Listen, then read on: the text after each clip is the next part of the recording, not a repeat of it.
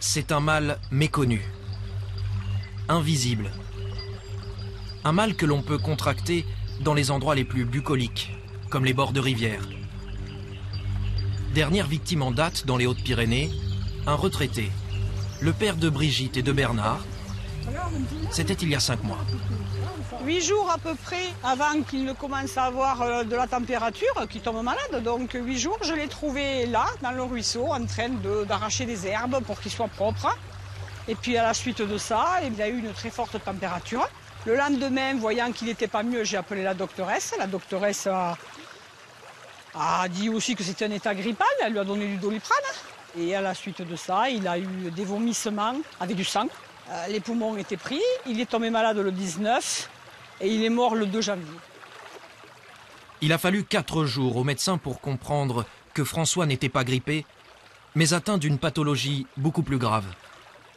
La maladie du rat, transmise par l'urine des rongeurs, la leptospirose.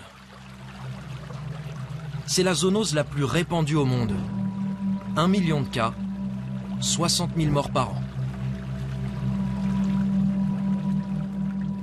Il y avait Elsa et Andrew là qui jouaient là. Et te rends compte, si jamais elle avait touché les herbes, elle.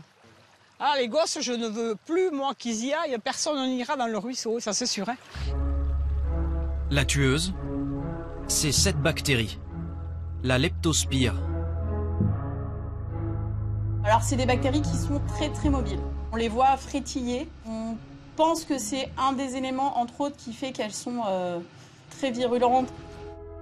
Elles pénètrent dans le corps par les muqueuses, les petites plaies, et s'attaquent au foie, aux reins, au cœur. Un vaccin existe, vendu par ce laboratoire lyonnais. Il est destiné aux professions à risque, les égoutiers, les pompiers, les éboueurs, une part infime de la population. Pourtant, en France, 600 formes sévères sont signalées chaque année. C'est 2 fois plus qu'il y a 5 ans. Alors, les hypothèses sont de plusieurs natures. Le réchauffement climatique qui provoque des pluies plus importantes va contribuer à la dissémination des leptospires dans l'environnement. Et puis, la gestion des rats et des déchets, ça reste quelque chose qui n'est pas forcément pris en compte partout et qui va provoquer une prolifération des nuisibles. On parle essentiellement du rat pour la ville et on va parler aussi du ragondin qui est le porteur pour plutôt les campagnes.